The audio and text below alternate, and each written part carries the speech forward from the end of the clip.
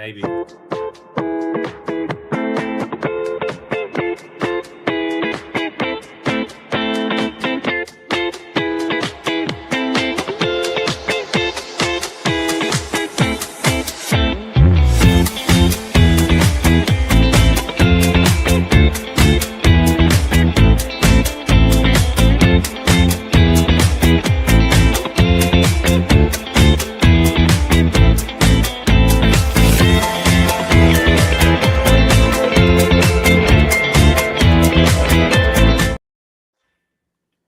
Hey, and welcome back to another Pro 632 radio show. Post race, we are going to have JC Beattie with us here today. He's back-to-back wins in the PDRI Pro 632 class, and Jason has to wear white sunglasses. Yes, that's true. We're going to get to those stories and more right now. Jason. All right. I'd like to congratulate JC on his back-to-back win, and which was and also kicking my teeth in there, second round. Appreciate it. Trying to get as I'm trying to get a little bit ahead for my last race, but moving on to that. What's the preparation that you did for the back-to-back? We got the motor back not quite 2 weeks before the season started, and got it in there and went straight to the racetrack and started testing. Tested enough and put enough laps on it the first two races that it's back in Texas right now at rear to get looked at. That's a lot of runs. Yeah, well, I wish it was more runs, but it's as many as I think we can do without getting worried, because we've got a nice little break right now with 3 weeks between races, and I figured I might as well do it now because the next time it'll be 40-ish when we get to it again. So and we ran at Darlington. We had trouble with the race pack after the first run, and we didn't have any EGTs all weekend, so we were just reading plugs and going off 202s. So we were a little concerned with what we saw, but it stayed together. Obviously, maybe it showed itself a little bit. We got outran in qualifying at Galot and in the final. If he wasn't red, then that'd have been his race. Yeah. What happened there? Because you've been fast all day. But still, we've had the same tires on it since I don't know. I guess they're 2.5 years old, but they didn't have any laps because we didn't run the car forever. So they were just sitting there, and we started running them. 48, 50 runs or so on them. So I started getting concerned. I mounted up a new set, scuffed them in. We finished Darlington, and for first qualifier, we put on the new set. I can't say they were worse. They certainly weren't any better, but we didn't like what we saw enough that for the final, we put the old set back on just to see what happened. If you get a little too aggressive with the tune-up, and then the traction control is just going to slow it down to make sure it goes A to B and gets down. I'd rather go A to B than knock tires off and be sitting. So I think that's all it was. And we haven't touched a bar angle in the back or anything since the end of last season either, and we might have to jump back in there and see what's going on. Now, do you have a chassis guy that helps you out with that, or is that something that you do? I am certainly not a chassis guy. We know a little bit, but I rely on. I don't have a dedicated chassis guy. I just kind of reach out to a few guys I know, or Chris will steer us in the right direction. Reedy with which way to go. If we have some questions I can't get answered. So yeah, we're real lucky. The car came and we put a setup in it that Todd, who spent years at a fabrication shop at HFR, Henry Freifogel, we just kind of started with a baseline, bar angles and pinion angle and everything else in it, and just tweaked it from there. We've had a little bit of help along the way here and there, but just really lucky that the car works well. It's a 2018 Bickle car from Ricky Smith. So it's a good car. If anything he had, it's a good car. So we've been lucky in that aspect. That car being a former Ricky Smith car, do you have access to tap into him for some of that vast knowledge that he has? Never said a word to the man. Never met him. I don't, he's obviously a wealth of knowledge, 2 lifetimes on me for all that stuff. But I think it's kind of like anything we need to do. We're so underpowered compared to, like, even when I talk to Chris about his, before he had Carson's car, he's like, oh, it needs more power. I'm like, we don't have any more power. What else can we do? And so I think that would be about the same from him. I can say when we got that car from Ricky, it was, I got it from Bickle, via Ricky, and it was immaculate. For as much as the guy races, I don't know how he keeps his stuff so nice. I'll tell you one thing that I see a lot of guys struggle with. What you just touched on is, us by class rule with cubic inch and nitrous limitations and all that stuff, we don't have vast amounts of power. So we got to utilize and make these cars very efficient. And a lot of guys that are maybe never raced 632 before think about how easy it's going to be to just take a 632 and put it in a pro mod or pro stock style chassis and go out there and run real fast. And we've seen a lot of really smart guys have those struggles, and seems like you guys picked it up pretty quick. So yeah, tapping into some of those resources that you have industry wide certainly seems to have shortened the learning curve for sure. He went from NA to nitrous and in over a season, and then comes out and is now the points leader, winning back to back. So there's something there somewhere, some magic voodoo somewhere. Yeah, I mean, good power, good car, good program, and I'm sure there's a lot of hard work behind the scenes that we don't get to see, but you get to feel, and has great results. So hats off to what you guys have achieved thus far in the year. Thank you very much. Yeah, there's you guys know how it is. The race car's a work in progress. It's never done. Never done. So, you're always looking for the next thing. And, at some point you're looking for tenths when you start. And then from there, you're looking for hundreds. And at the end of the day, you're looking for thousands. It takes some thousands to get to a hundredth. And that's where you're at. That's it for sure. So when you left Darlington, knowing that you had to race Melnick, tough competitor, and then to go to the final, what's your mindset when you're sitting home for 2.5 weeks? Oh, as the longest time between rounds ever. And last time I had to do that was Bristol when we first ran the car, and then remember it rained the end of last year at Bristol, and I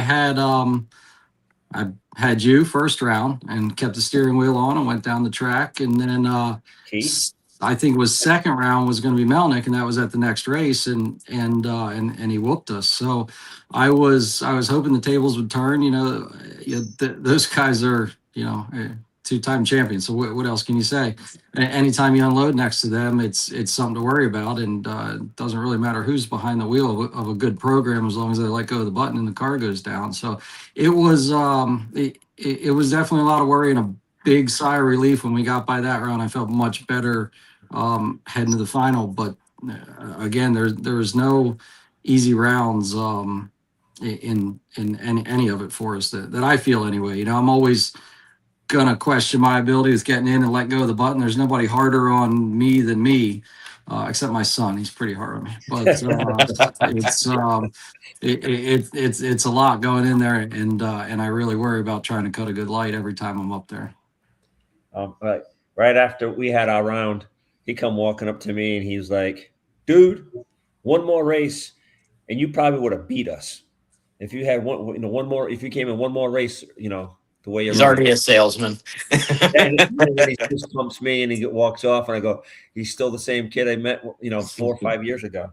Yeah, he's he was mad at himself. He was 003 red first round at this race. He lost in the third round from Darlington. That was his first race in Pro Junior in the 790 stuff on the Pro Tree, which I think is a lot of fun for the kids. And we had it tuned up a little bit, and he was 003 red. But you know what? He was upset for a little bit, as you should be. You should have just brushed it off immediately, and then he was back on our program, and then also helping Cole because we were running another junior, one of my girlfriend's boys in top junior, and we went down there with him as well. So between the big car and then Richard Tillman and his kids, we had 4 juniors that we were all running. So it's kind of a team effort down there for everybody. And we ended up borrowing a car from Jason at 1320 that he had for sale. And we borrowed a motor that was brand new, built by Ron Hubble from Justin Dudley, which his son races 890 as well. We put it together, and he had 3 qualifying shots. He got in on his last qualifier, so that was a sigh of relief. And got by first round, got by second round. We had to run the guy that loaned us the motor in third round, and we beat him dead 4. And then we won the final round. So that was kind of a best appearing crew, 2 wins for us, and we won top junior, and that was his first race at PDRA on a big stage. His nickname's the Iceman, and I texted his mom and dad. I'm like, I see where he gets it, because he was cool. So yeah, his dad's done a great job bringing him up. Just and all his kids, they have 4 kids and 3 of them race. So his dad did a great job bringing him up, kind of like I did with James. They're kind of very much the same with these juniors, and that's all they talk about and think about, and bracket race, everything. So it was a lot of fun. It was tough, but a lot of fun. And that was with the car that you guys built at the track. We got the car from Jason, 1320 fabrication, right? His stuff is mint always, and so it's an old car. It was originally ordered for Frank Falter the Fourth, Candyman. Yeah, if you get, he's like, I don't know, 6'3" now. It's kind of funny, but it's a 20-year-old car that Jason totally redid, and he had it for sale. And Tillman and I are like, can we borrow that? He's like, yeah. And then Justin had the motor, so within an hour and 20 minutes of borrowing everything, we had it together and running. Now that was the car you were putting the fuel injection on. So that car was just for testing. That's Axer Performance, and Chris, who actually works for Chris Reaney and Carson, and he helps Carson a lot. So he's done a lot of fuel injection kits. This is the first one he's getting it ready for his daughter, who runs a she's a little bit younger, so her car's a little slow. So he asked if we could bring somebody to run it a little bit for us and test it. And it's not quite ready to race yet. So once that was over, like, man, this kid's here. We need to get him something to race. So luckily the junior community came through for us, and we were able to win the race with it. So basically you built 2 cars. Yeah. It feels like there's always one getting built. So that's for sure. How's the balancer program working out on the juniors?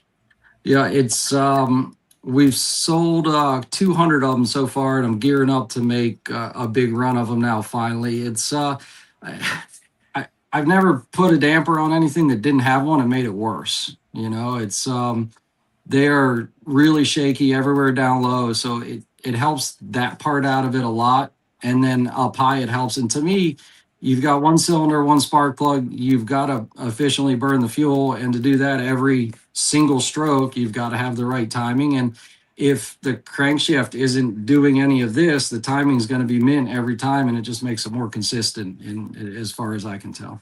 How about the weight of the balancer on the crankshaft? Does that give it a little bit more inertia and a little bit more hit off the starting line with the heavier crankshaft? A lot of people were worried about the weight. It's definitely, it's about a pound heavier than all the non-damper flywheels that are out there. So, but everybody's leaving from 4,000 RPM. So really, I would think it would hit a little bit harder. Yeah, it's a little quicker off the line, especially on the 890 and up. The littler cars not as much, but they run the small light one, and then it's a little less per womp, because you have some inertia, but not a whole lot. But these kids that are very good at it, that know this is 200s, it might only be 1.7 or something. Mm-hmm.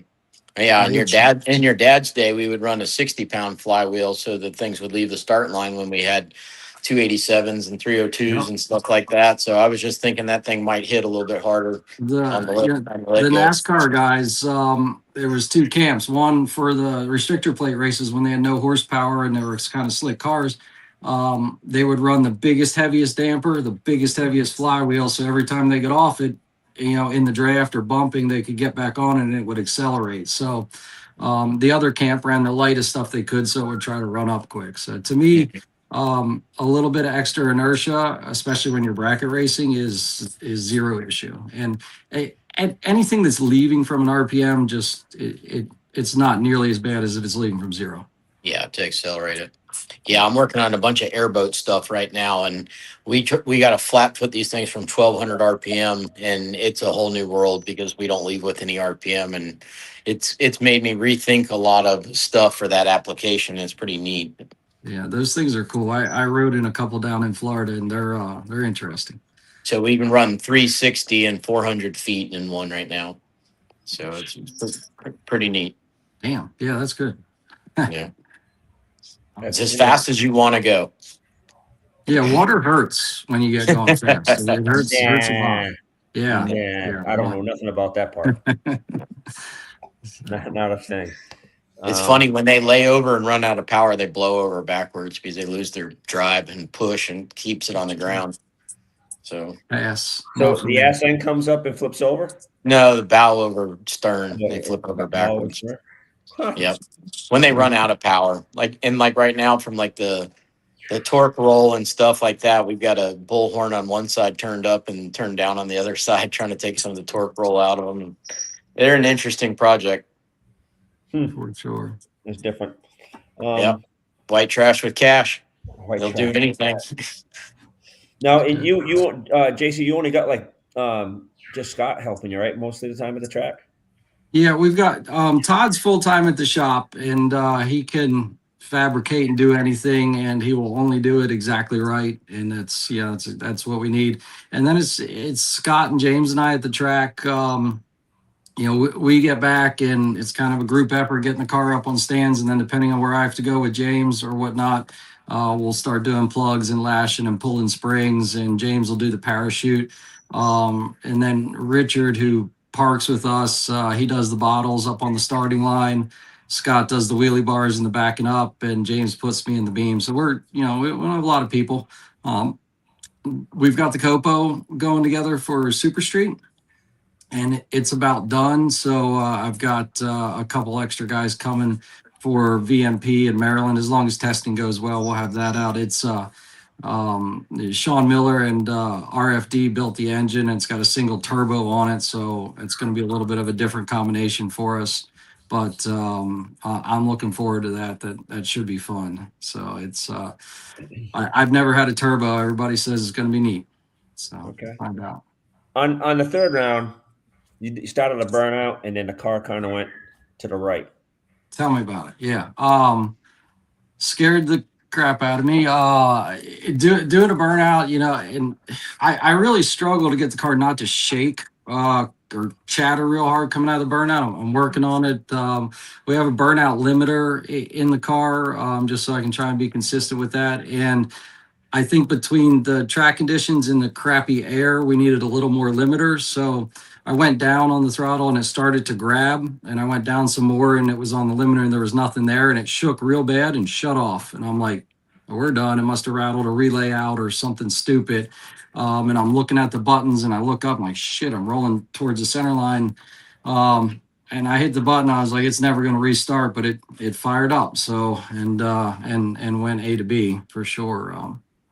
That was a little nerve wracking for sure. I caught it on the live stream, on a replay of the live stream. I was like, what's going on there? What's happening now? Yeah, believe me. Because last year there was with the NA car, it shook once like that and burnout, never restarted. And then once before that, it shut off right after the burnout, the fuel pump had died. So, of course, your mind goes to worst case scenario for what's going to happen and go from there. But all right, so we appreciate all your hard work and dedication. However, it has done one thing. You won back-to-back races, and we all love that and all. And I'll pull this up real quick. You are now on the top of the totem pole here in the points after 2 races. And with that said, we're just gonna have to put a bounty on your head, sir. So we've decided to collectively say $100 to the winner. No, whoever, not the winner, but whoever takes them out. Yeah, to the winner, $100 to the winner, the one who wins against you. So whoever takes you out, the next event or the event after, we got $100, and if anybody else wants to get on top of that too, we can up this. But I think that's something we're going to do from now on. If you back-to-back wins, that person's going to have a bounty on their head for at least $100. And so good luck with the next race, because there's an additional $100 for first round. You lose, somebody's going to make $100. So there's something we have to do. I don't know. I wouldn't mind if anybody wants to go when we get there right off the trailer next to each other and bet some money on that too. Whoa, like wow. That's always fun. So we know during qualifying we can't do anything. Man, if people don't feel like that, then they're just not heads up competitive folks. I love it. That's the way it's supposed to be out there. But in testing now, off the trailer, anybody? Yeah, that's even better. I mean, if you're going to testing Thursday, yep. Woo! Hey, what you want to put on that, JC? Whatever. I'll go $100 with that against anybody. Hey, David Cook says he wants a rematch. He said off the trailer. Is that what we going with, David? I'm good off the trailer with him. Absolutely. Perfect. Yeah. Ed's in. Ed's always in for a race. He's always in. He's got. Listen, he'll give you like 2 good Wagyu steaks. We need to get Ed some Loctite first. I don't the bounty and all. Yeah, the bounty's good, but I mean, I guess we stirred the pot enough that PDRA had to come over and check out my logs and see how a car was acting too. Well, that's the sign that you're running good, because they harassed the shit out of us a year ago.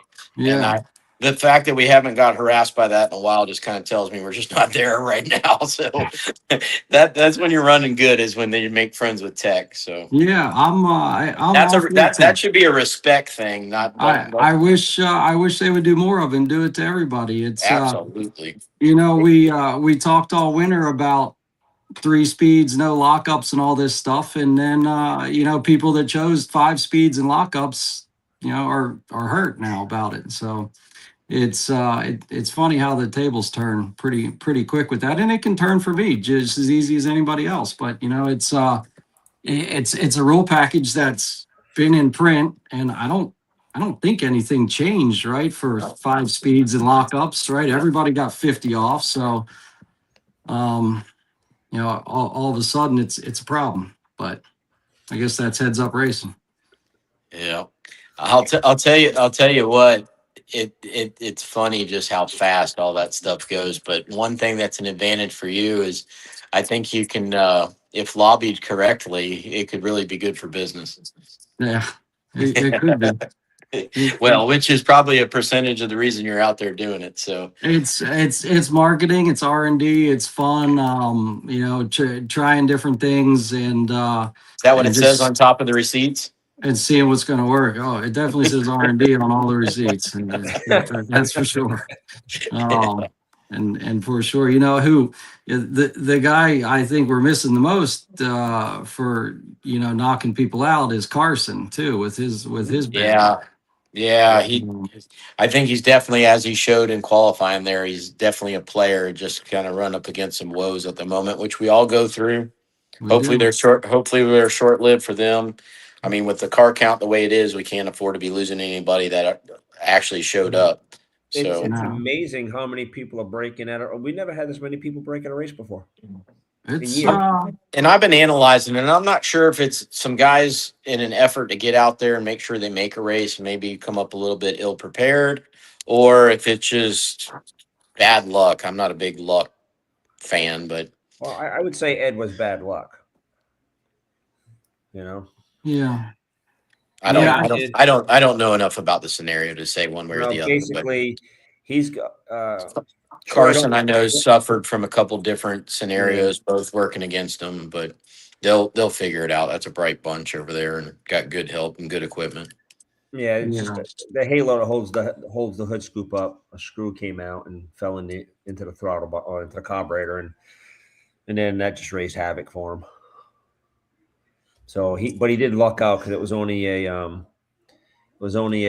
piston, and they cleaned up the sleeve and had her touch up the head. Yeah, it looked like it took a breaker bar to get that spark plug out. Oh, probably. Yeah, that's when we Probably. cut. That's when we cussed around here in the shop. Why'd you take it out? Right. That's okay. He's designed those heads, and he can make another one soon. So No, he's got it. It's already being fixed, and it's going back to the CNC to fix the chamber. They got it all welded up already, so he's going to machine a chamber on it. And Chris had fuel pressure issues that they didn't catch right away. Yeah. On that thing, which is tough. I mean, we know Carson's fast from last year, and just what he's done already out there this year with his program, other than some just bad luck. And yeah, we all have it. I wish some of the other guys that are coming would come. It's I mean, we had a bunch of people in the 19s, I think, at this race. The field definitely got tightened up. It seemed like it was the field just got tighter and tighter, the spread from the front to the back, and I like that a lot, but we just needed some more car count. Well, Billy Gibson got his shit straightened out, and he will be in Virginia. I did talk to a guy, Corey, and I guess he owns that silver Camaro, the third gen that used to come, the silver Z28 that used to come. He's showing up for Virginia, supposedly. Corey,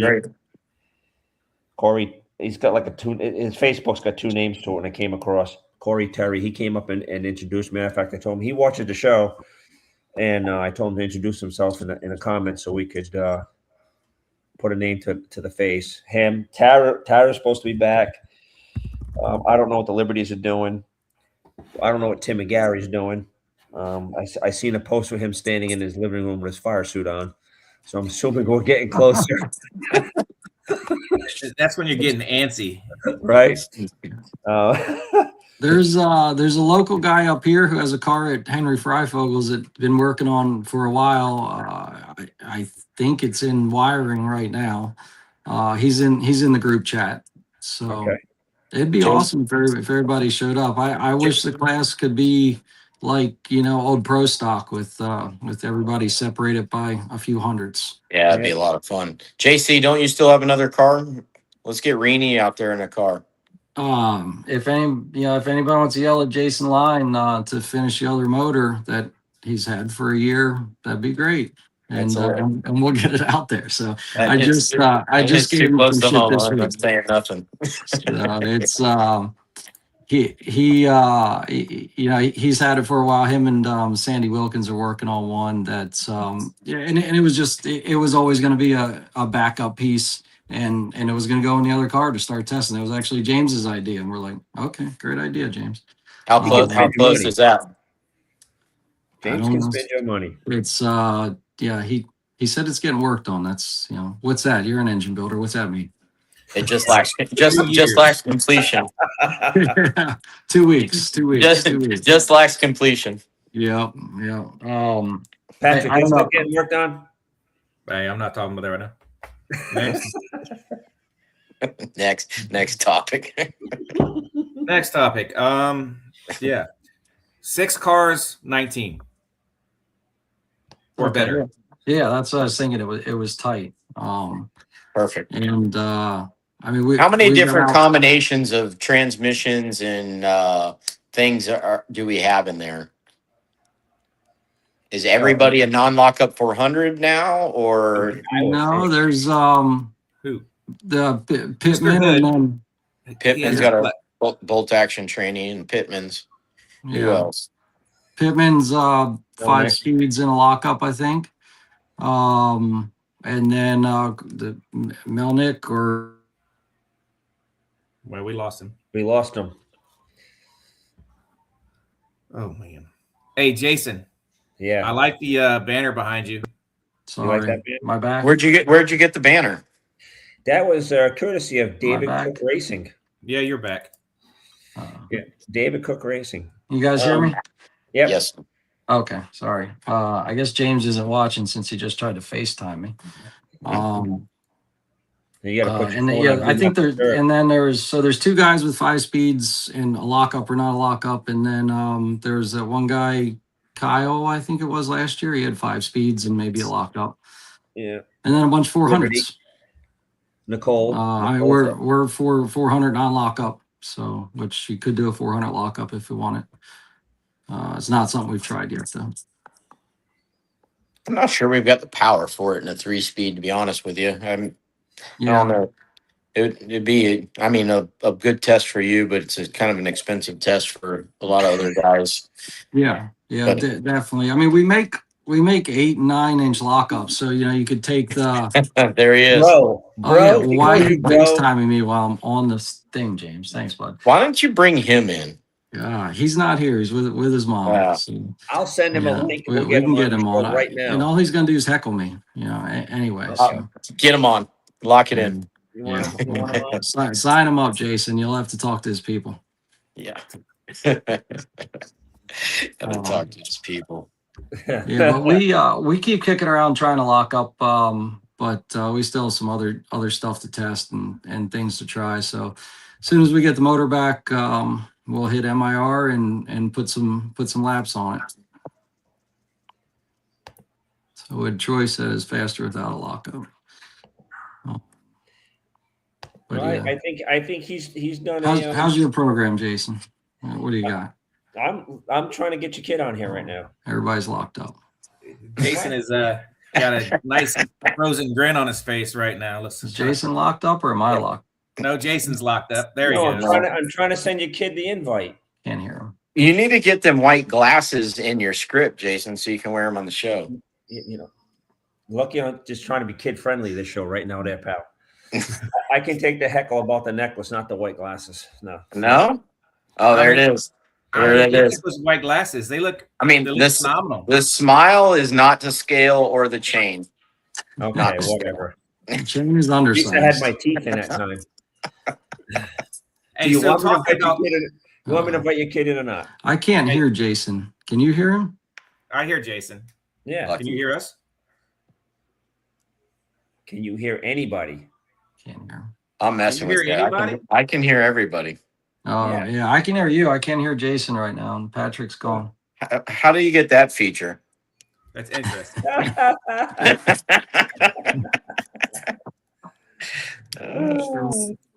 Coming from the guy who talks too much.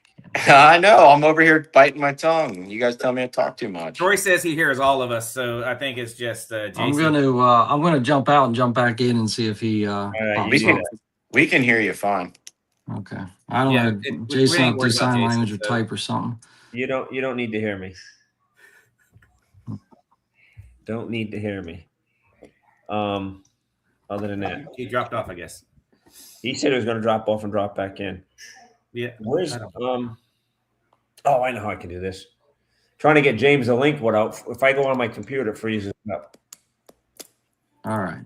I can send him the link. It's easy. I hear you. He's a minor. He may not be able to accept stuff from you guys. You would know about stuff like that. There you go. Jason's back.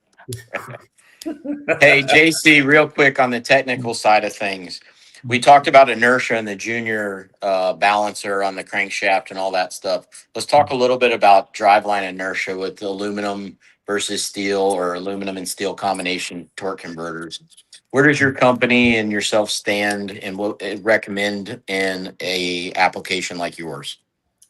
We don't make an all aluminum torque converter, so I might be biased, but I don't have anything against them at all. You can do a lot with a 5-axis bolt together all aluminum converter with blade angles and how many blades and where you want them. So I'm not against them at all, but it's not something we do. So our converters, a lot of either a Nissan core for the big guys or the GM cores for 9 and 10 inch stuff, or the Opel core that we make from scratch for the 8-inch stuff. So our converters have steel, billet aluminum front cover on it, bolt together, and then we've got billet aluminum stators in straight blades or airfoil with steel rings on them. We made small steel ones for the turbo cars, and the Pro Mods, the LDR, your big 3,500-ish horsepower cars need all steel pretty much with the stators. So, but yeah, we're a hybrid bolt together converter. It's not the lightest thing out there. It's certainly not the heaviest, but like we talked about earlier, it's leaving from 4,000 plus RPM. A long time ago, Chris, like back to back, our heavy steel converter that was a lockup, the first one we came out with, and he had borrowed an all aluminum lockup. It was like 8 or 9 pounds lighter, and if it was a few thousands different in 60, that was it. It didn't, your low horsepower cars that are really horsepower limited that leave from lower RPMs, your stockers and super stockers, they could handle a lighter converter, but then it doesn't give anything back on the top end when a little NA engine has its tongue hanging out. So the guys that that run the all aluminum stuff, there's nothing wrong with it. I think you can accomplish just as much. We're, I think, 3 pounds heavier. And people worry about the weight of the stator as well. In the moment of inertia really low on the stator though? Well, it's hung on the stator tube, so it's just there. It's along for the ride. It's not being accelerated or decelerated, right? If it's spragless, it's certainly just sitting there. If it has a diode or a sprag, it doesn't need to go like from 0 to real fast. So it's not. It's kind of an acceleration as you get down track. It starts to catch up speed and match with the engine RPM. So, you can take a 5-pound steel stator. You're like, geez, it's so heavy, but if you really think about it, it's not doing a lot. In the lower horsepower, the quarter mile guys that are doing burnouts all the time and snatching the tires, a sprag is susceptible to kind of rolling or getting hurt. It's usually in the burnout that it happens. Diodes have really taken care of a lot of that. Eighth mile stuff, you can get away with spragless all the time. And the guys that are bracket racing or, one of the .90 classes, they run spragless all the time. And just like we talked about the junior with the ET per womp, a spragless converter gives you more loss per womp as well, as compared to a sprag converter. Speaking of spragless stuff, and spragless stuff's notoriously really efficient. I can't hear Chris. You can't hear Chris now? No. Can you hear me now? Damn it. Damn it, man. What you doing, Jason? I'm on my Wi-Fi. I'm good. I'm fine. I ain't doing nothing. Hello. Chris, Patrick left the room to go to the bathroom. But I think he messed it up. You want a middleman Chris's question? I could. I can go back to my flashcards. Oh, no, not the flashcards, please. What are you asking, Chris? Can you hear me? I can hear you fine. Okay. So my question is, we spoke about spragless stuff. So spragless stuff is notoriously very efficient in slip at the finish line or down track. Sometimes I've even seen stuff overdrive itself to where it'll have a 0.98 or something engine to drive shaft ratio.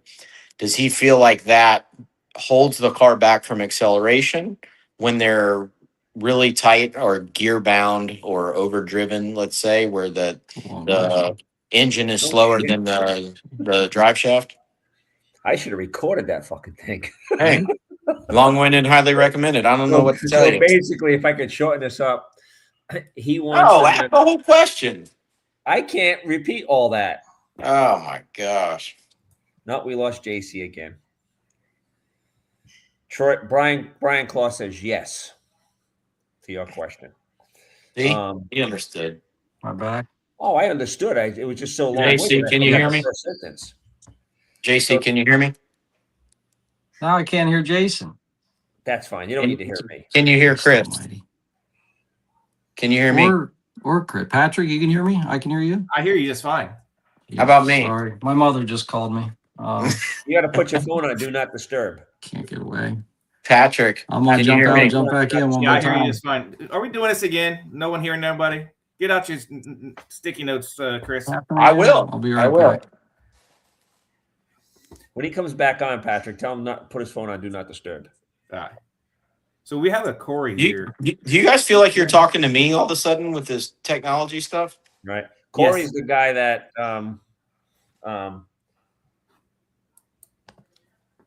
you there now? I am here. Put your phone on Do Not Disturb. Please. I don't know how to do that. All right, me either. Can you hear me? I can hear you. All right. So notoriously, a spragless converter is very efficient in slip. And sometimes I've even seen some scenarios where the drive shaft's faster than the engine and it's essentially an overdrive or 0.98 or something engine to drive shaft ratio. Do you feel like that's got the car in the engine bound up? Or does a little slip help the engine accelerate and the car run faster? Yeah, with NA combinations for sure, a little slip gives that motor something to keep going for. That was something Tech wanted to see when they were down. They wanted to make sure I had converter slip and it wasn't locked up. The spragless stuff, you know, overrunning at the end and overdrive, it doesn't seem to help the ET as much as it should. And it's kind of a weird thing. Every time I see that, I kind of scratch my head that it's doing that, because the fluid, you know, is having to be pushed through the stator the entire time instead of it all freewheeling. So it doesn't, it's never really made sense to me that's what happens down track with the spragless stuff. You know, that spragless converter was patented like in 1982 or something by Bob Mays, and he let the patent die because it was never really took off. And honestly, the two reasons to have a spragless converter is you don't ever want to break a sprag in your bracket race, and that's fine. And it's cheaper than a sprag or a diode. It's cheaper to make. We charge $100 less if you're not getting a sprag in our converters. All right. So Now we get all everybody's hearing each other. So just to clear the air, you brought up Tech came to visit you.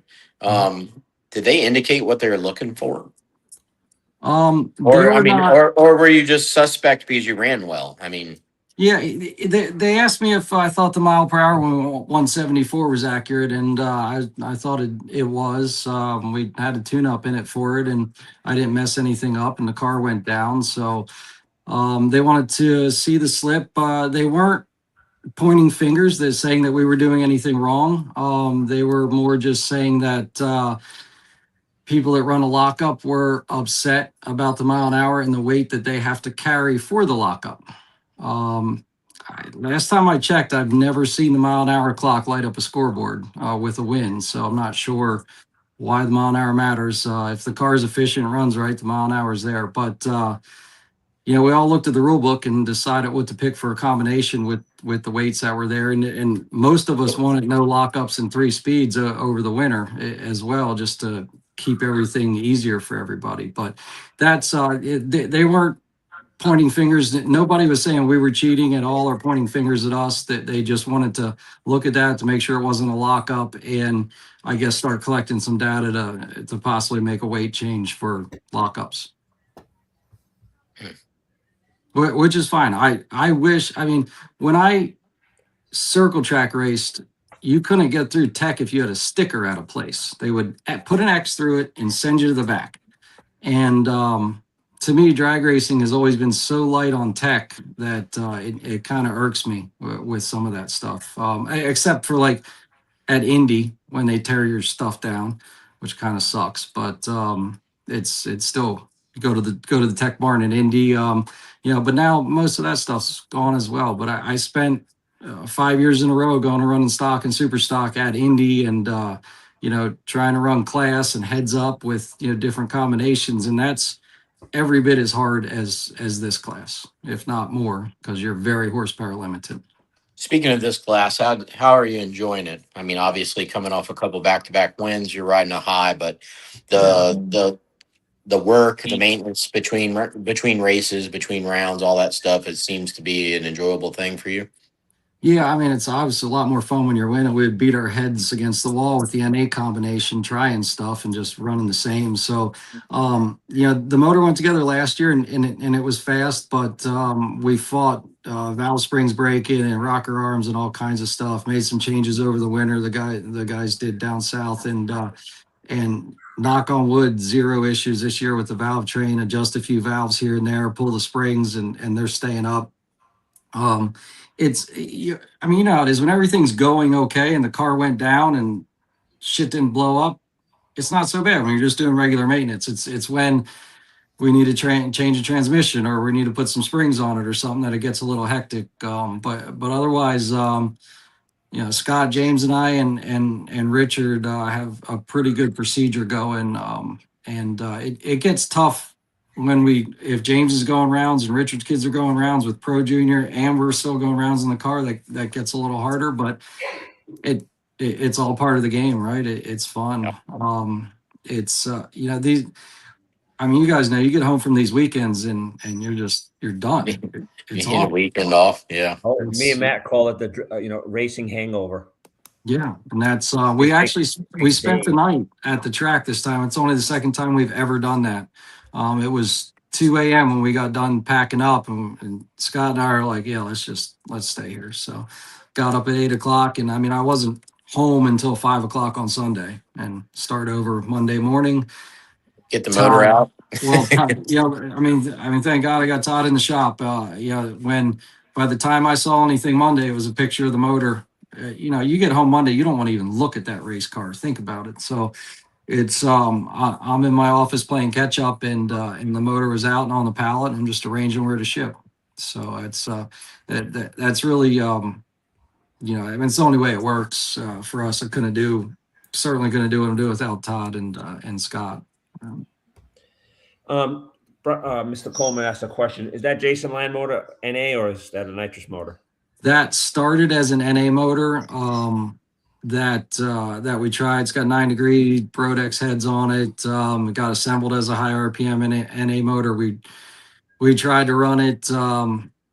It never went any faster than our other NA motor, other than it was 90 pounds lighter with an aluminum block. So it's certainly not going to be an optimized engine, because he had to start with stuff that was kind of already done. But hopefully it's enough that we can flog some things and test it and try a few different things, and see what we got. So when we got the new motor and knew it was okay, we sent that one to Jason. Gotcha. Yeah. It's going to go in the white car that we have. That's a good car. We ran a little bit with the NA combination that we ran in Top Sportsman with. We had a steel block 3V motor that came from Caruso. That's been freshened by Tilburg now. So. Gotcha. But it's if nothing else, hopefully we'll add another car to the car count. So there you go. Yeah. George was wanting to know why you were sending it back, but you said it earlier. I guess he got on late. That between the two races, you put on 50 plus laps on the engine doing testing prior to. So between testing and racing, and then having kind of 3 weeks between this race, it was either now or it was going to get way too many runs on it as far as I was concerned with that. So nothing. I mean, maybe it's a little down. Maybe that's where some of our power, some of our ET went. I mean, the second race we got outran by Pittman and your stuff with Cook. So maybe it's down a little bit. We'll see. We took it out. We didn't do any maintenance to it. I wanted to send it down there and let him pull the springs and check the lash and make sure we're not doing anything stupid. Everybody checks things a little different, and just to make sure we're on the same page with it. But usually we get back and we'll pull the springs, all the valve train comes off. Obviously all the filters get gone through. Then all the rocker arms get checked. Push rods get looked at. And then we leak it, check the compression, flush the fuel, fog it, and put it back together and hope it all works right the next race. Okay. Just to be sure. If it's going to sit too long, I forget, you can probably tell me, Chris, where you roll it over and you only got to take like 2 springs off to get the pressure off everything. So if it's going to sit for a little while. That's it. Yeah. No, everything seems to be working out. I say keep up the good work. Get that second car out there. We surely need it, man. I was really pumped that we were going to have a full field, and we've yet to achieve that. So I know it. I wish we get everybody out there. It's a lot more fun. I mean, I think a bump is so important. It just is an achievement to qualify at that point. And now I kind of feel like it's an all-run field when we're shy of a full field.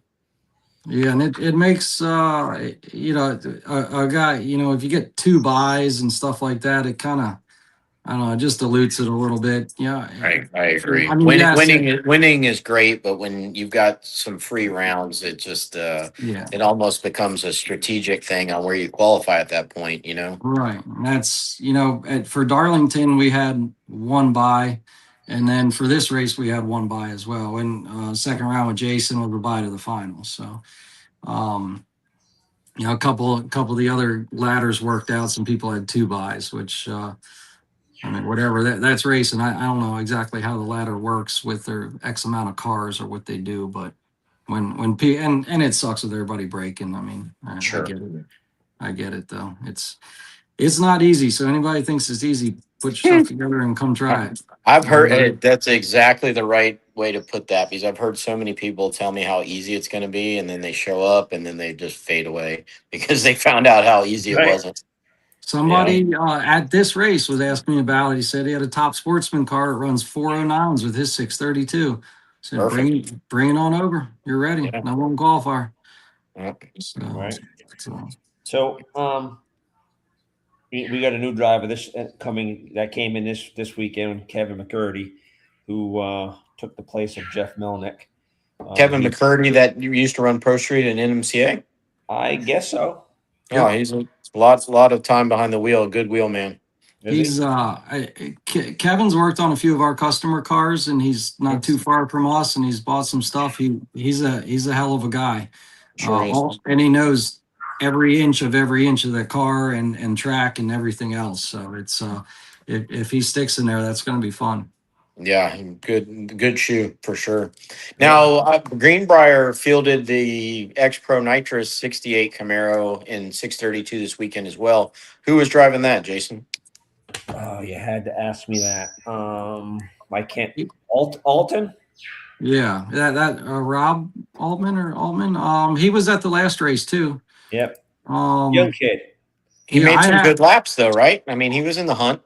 I had him first round at Darlington, and he went a 19 with a 7. There you go. Perfect.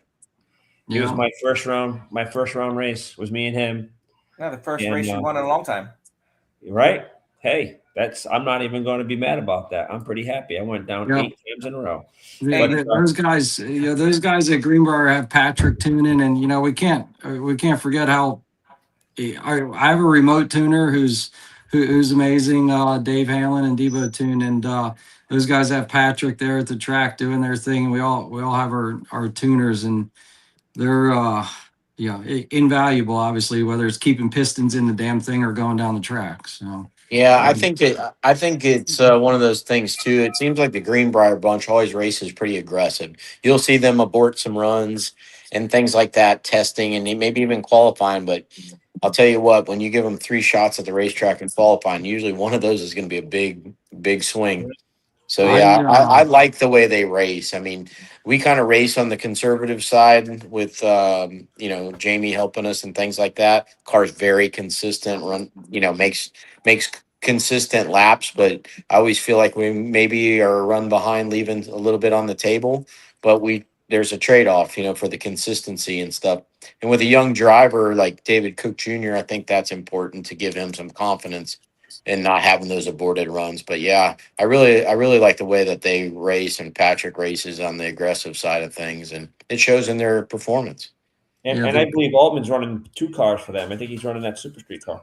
He is, because the classes are always back to back, and it's a real pain. That's the same problem I went last year when we were running it, and then when we go again, we've been trying to get PDRA to maybe put a class between us if possible, but so far it hasn't happened. Yeah. But yeah, I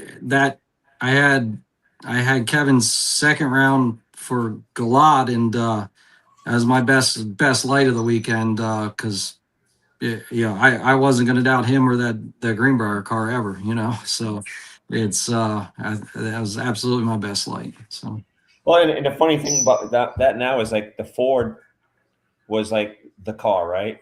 Mm-hmm. That was the car for everybody to beat. Now all of a sudden it's Jeff Pittman with the Chevrolet motor.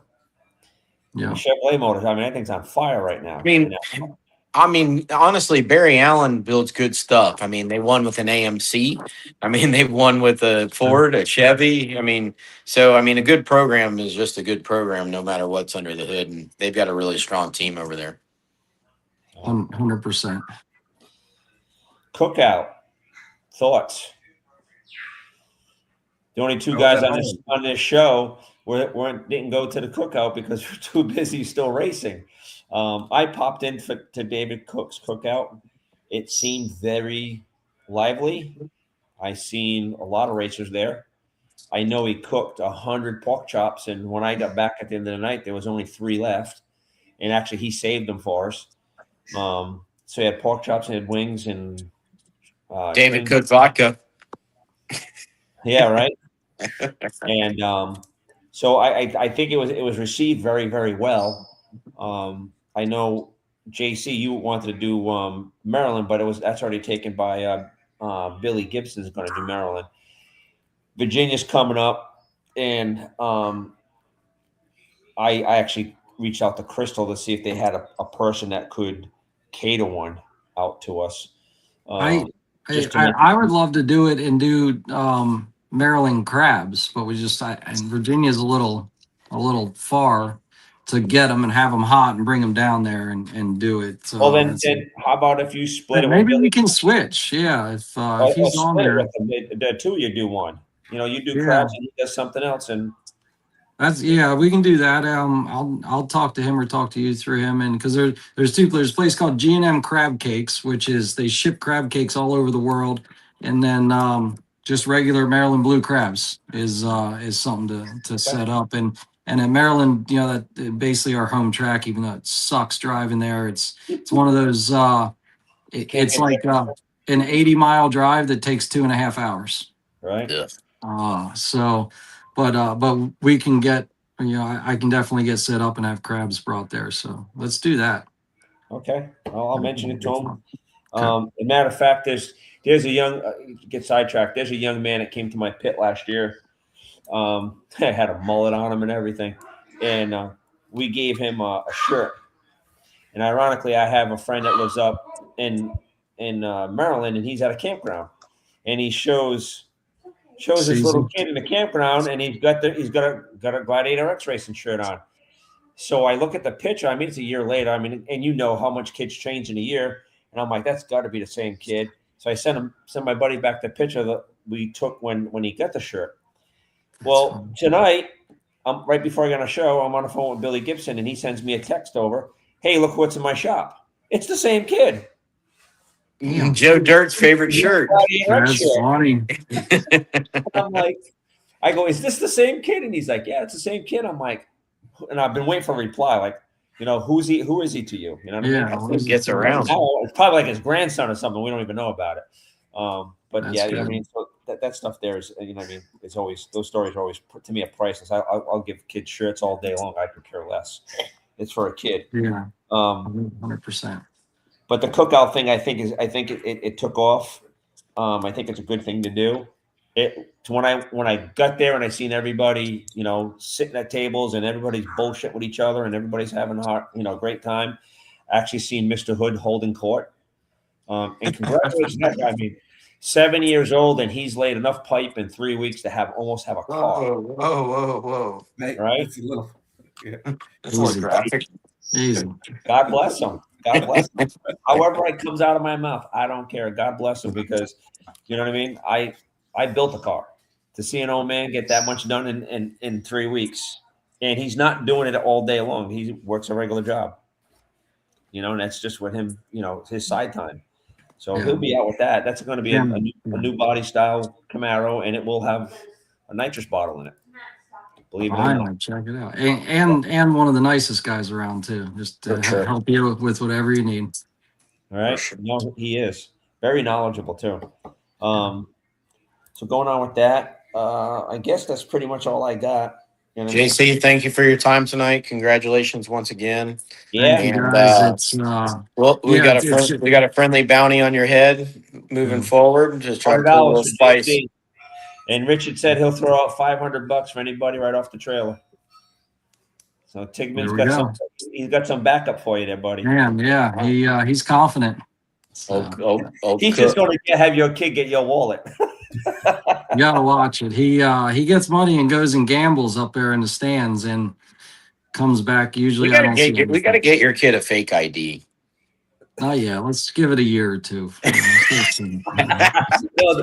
hey, the best one was he goes here. You know, we raced packed up all night when he was leaving Darlington. We packed up and everything else, and you know, James just goes in the back and goes to sleep. He goes, he's got another year or two, and he's going to start driving.